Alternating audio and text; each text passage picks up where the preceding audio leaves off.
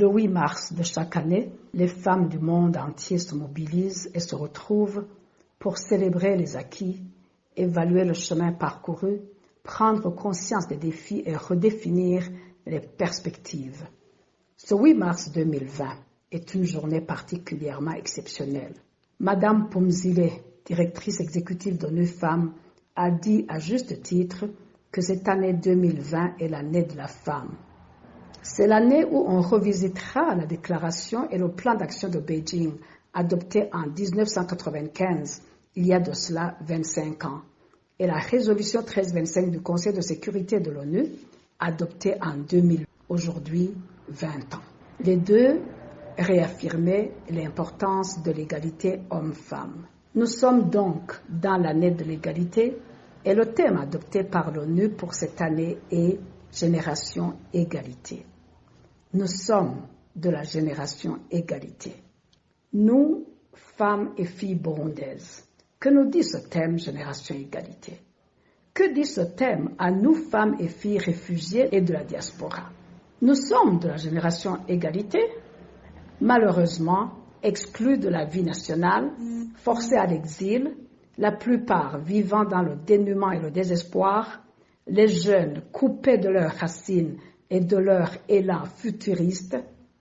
On pourrait bien se demander de quelle égalité parle le monde quand au Burundi, on négocie encore le droit à la vie et à la survie. Cela étant, nous, femmes et filles burundaises, nous ne baisserons pas les bras, nous n'abandonnerons pas, la paix et la sécurité reviendront dans notre chère patrie, nous rentrerons dans la joie et nous pourrons bâtir le Burundi que nous voulons. Ne prenons pas ce temps d'exil comme un temps de défaite, mais plutôt comme un temps pour se bâtir et se refaire. Au sein du MFFPS, nous avons eu notre part d'épreuves et de coups durs, mais nombreux d'entre nous avons choisi de garder les yeux fixés sur l'essentiel, à savoir la paix et la sécurité du Burundi. Les femmes doivent se préparer soigneusement pour la reconstruction du Burundi paisible, prospère, réconcilié et dirigé à égalité par les hommes et les femmes. Nous voulons beaucoup de jeunes femmes qui s'engagent pour un meilleur Burundi. Le Burundi ne sera ce que nous voulons qu'il soit que lorsqu'il se sera débarrassé de toute exclusion et discrimination. Beaucoup de questions se posent à ce stade. Premièrement, les hommes sont-ils prêts à ouvrir cette porte aux femmes? Deuxième, les dirigeants du Burundi considèrent-ils la question des inégalités comme un problème national et sont-ils prêts à faire de l'égalité homme-femme une politique nationale? Troisièmement, les jeunes filles et femmes sont-elles prêtes à constituer un front uni pour conquérir leur place comme actrices du changement dont le pays a grandement besoin? Nous n'ignorons pas qu'il y a eu des avancées sensibles, acquises très durement par diverses forces positives qui ont pris en charge la question et à qui nous exprimons notre profonde gratitude. Néanmoins, le fossé reste énorme entre les acquis sur le plan juridique et leur matérialisation. À titre d'illustration, les 30% de représentation des femmes dans les instances de prise de décision, telles que prévues par la Constitution issue des accords d'Arusha, sont loin d'être atteints. En 2018, on en était encore à 18%.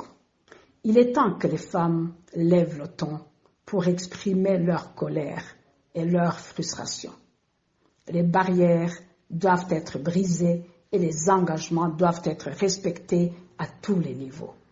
1. Il est inacceptable que tous les domaines clés de la vie nationale, à savoir politique, économie, finances, infrastructures, administration et autres, soient encore dominés par les hommes. 2. Il est aussi inacceptable qu'au Burundi, nous soyons encore en train de discuter de la question de l'héritage des filles comme si elles n'étaient pas enfants de leur famille au même titre que les garçons. 3. Il est absolument inacceptable que des filles engrossées par leurs enseignants ou d'autres responsables soient chassées de l'école tandis que ces derniers ne sont pas inquiétés. 4. Il est honteux et inacceptable qu'au XXIe siècle, des femmes et des filles soient violées et soumises à d'autres violences basées sur le genre sans que les auteurs ne soient interpellés. Les femmes sont encore très pauvres, incapables de se prendre en charge et de s'engager dans des activités de promotion de leurs conditions de vie. Elles n'ont accès ni au financement ni aux opportunités de promotion. Elles sont en majorité au niveau subalterne. Les choses doivent changer. Ce plaidoyer de porte ouverte aux femmes, Génération Égalité, n'est en aucun cas de l'intérêt des seules femmes. C'est pour les familles, c'est pour les communautés, c'est pour la nation. Ce n'est donc pas une affaire des seules femmes, c'est une affaire nationale. Les dirigeants et les hommes en général doivent se sentir interpellés et agir en conséquence. En ce qui nous concerne, nous réitérons notre engagement à rester debout et solidaires. Femmes burundaises de toute génération, catégories professionnelles, appartenances idéologiques, groupes ethniques et autres, serrons les coudes. Fortifions-nous et oublions toutes nos différences et tout ce qui nous oppose. Focalisons-nous sur ce qui nous unit et œuvrons pour le changement dont nous rêvons. Merci.